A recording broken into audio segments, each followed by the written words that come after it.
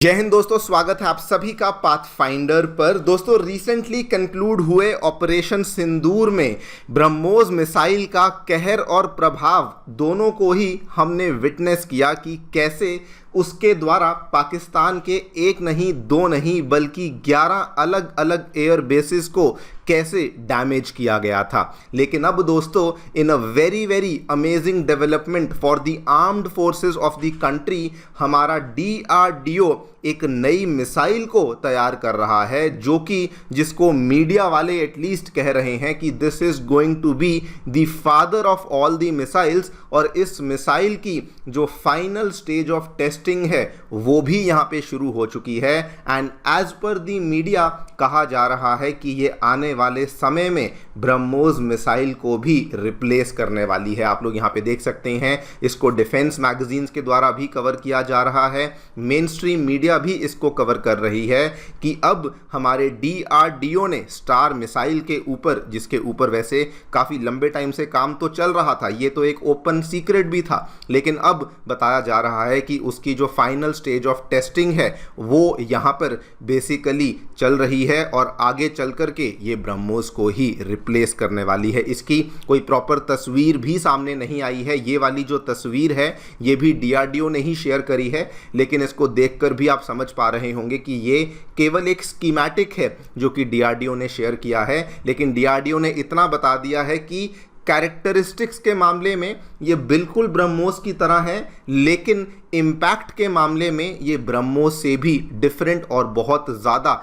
Impactful साबित होने वाली है। इसी पूरी चीज़ के बारे में मैं चर्चा करने वाला हूं कि क्या एग्जैक्टली है ये स्टार मिसाइल जिसकी चर्चा इतनी ज़्यादा हो रही है, क्या क्या इसकी विशेषताएं हैं, इसकी कैरेक्टरिस्टिक्स हैं, क्या क्या इसकी पावर्स हैं, एंड ऑल्सो ये ब्रह्मोस के साथ क्या सिमिलैरिटीज़ और क्या क्या डिफरेंसेस रखती हैं, उसको भी हम लोग समझने का प्रयास करेंगे। आइए शुरू करते हैं मेरे साथ। मेरा नाम है अनिरुद्ध। यदि आप लोग हमें फॉलो करना चाहते हैं, हमारे लेक्चर्स के अपडेट्स को प्राप्त करना चाहते हैं, तो यहाँ पर दिए गए टेलीग्राम चैनल्स के माध्यम से ऐसा कर सकते हैं। दोस्तों, आगे बढ़ने से पहले आप सभी को बताना चाहूँगा, आपकी UPSC परीक्षा की तैयारी को आसान एवं अफोर्डेबल बनाने के लिए अनअकैडमी ने सभी UPSC से संबंधित रिसोर्सेज को निःशुल्क अवेलेबल करवा दिया है।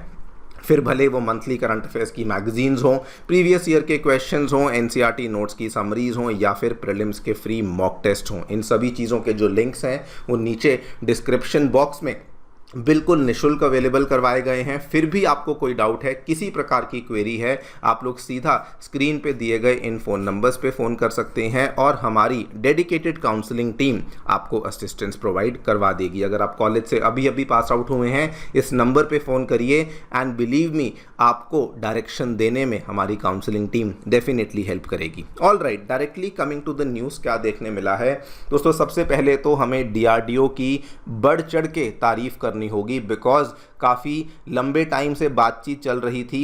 इनफैक्ट स्टार मिसाइल को लेकर बहुत सारी चीज़ें तो DRDO ने सीक्रेट रखी हुई थी, लेकिन पिछले साल पहली बार स्टार मिसाइल न्यूज़ में आई थी एंड अभी DRDO जो सेकेंड टाइम उसको न्यूज़ में लाया गया है, तो बताया गया है कि उसके जो तीसरा चरण है वो यहाँ पे शुरू हो चुका है।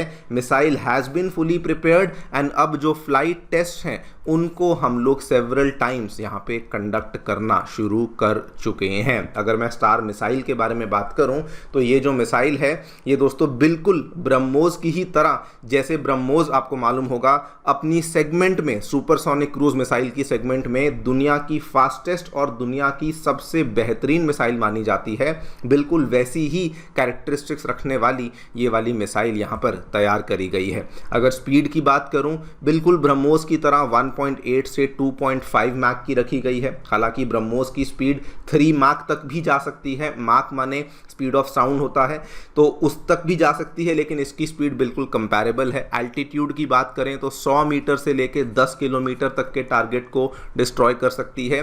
डिस्टेंस यानी कि रेंज की बात करें तो 55 से 175 किलोमीटर तक की रेंज पे जा सकती है। ब्रह्मोस की रेंज ऑब्वियसली इससे ज़्यादा है, 290-300 किलोमीटर्स देखने को मिलती है, लेकिन इसकी जो रेंज है वो हमें थोड़ी कम देखने को मिलती है। फ्लाइट टाइम 50 से 200 सेकंड का है, यानी कि इतने समय तक आसानी से ये वाली जो मिसाइल है ये हवा में ही ट्रैवल कर सकती है।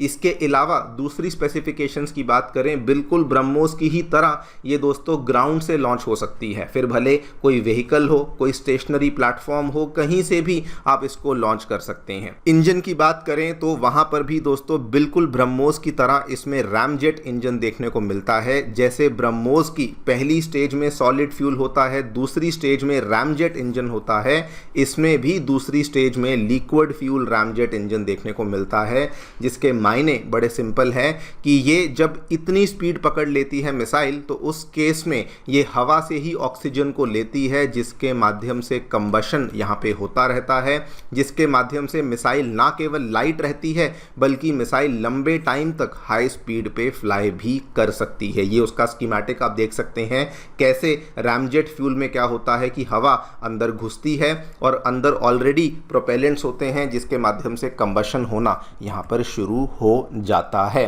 नाउ ये तो थी इसकी सिमिलैरिटीज, इसकी चीज़ें जो कि ब्रह्मोस के साथ ये शेयर करती है, लेकिन दोस्तों उसके बावजूद इसको फादर ऑफ ऑल मिसाइल्स या फिर ब्रह्मोस से भी ज़्यादा एडवांस्ड क्यों कहा जा रहा है उसकी चर्चा अब हम करेंगे। सबसे पहले तो ये वाली जो मिसाइल है इसको इस तरीके से डिज़ाइन किया गया है कि ये हमारे इंडिजिनस जो LCA तेजस फाइटर जेट्स हैं उसके अंदर भी इसको इंडक्ट कर सकते हैं।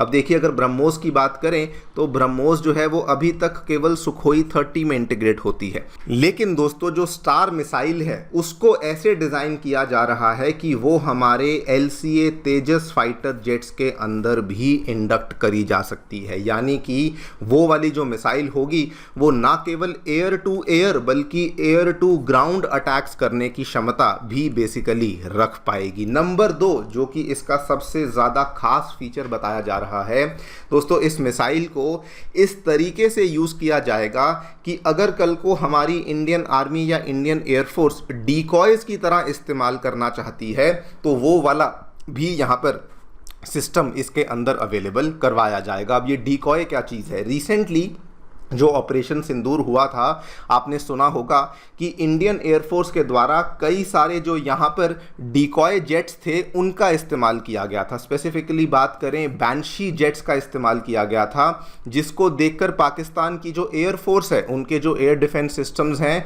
उनको फूल किया गया था, उनको ट्रिक किया गया था। उनको लगा कि हमारे एयरक्राफ्ट्स वहाँ पर घुस गए हैं जिनको वो अटैक करने लगे, लेकिन उसके बाद हमने एक्चुअल में अटैक जो है वो किसी और चीज़ के थ्रू किया था। ये आप यहाँ पे देखिए, इस चीज़ का एविडेंस पाकिस्तान ने खुद ही दे दिया है कि जी हाँ ये डिकॉय जेट्स को उन्होंने डिस्ट्रॉय किया और ऐसे बहुत सारे डिकॉय जेट्स थे जो कि इंडियन एयरफोर्स ने इस्तेमाल किए थे पाकिस्तान को डिसीव करने के लिए, पाकिस्तान को ट्रिक करने के लिए। ये वाली जो मिसाइल है ये सस्ते दाम में बनाई जा रही है सो दैट कल को अगर इसको डिकॉय की तरह इस्तेमाल करना है तो वो भी हम लोग यहाँ पे कर सकें। इस मिसाइल के अंदर ऐसे एयरक्राफ्ट सिग्नेचर ब्रॉडकास्ट को लगाया जाएगा जिससे कि सामने वाले दुश्मन को लगेगा कि उनकी टेरिटरी के अंदर कोई बहुत बड़ा फाइटर जेट घुसाया है, कोई बहुत बड़ा यहाँ पर मैं ऐसी मिसाइल घुसाई है जो कि बहुत ज़्यादा डिस्ट्रक्शन कर सकती है, लेकिन रियलिटी में ऑब्वियसली वो कुछ और होगा। तो इसमें भी इसका जो इस्तेमाल है वो किया जाएगा। नंबर 3 जिसकी वजह से ये ब्रह्मोस से भी एडवांस दोस्तों बताई जा रही है,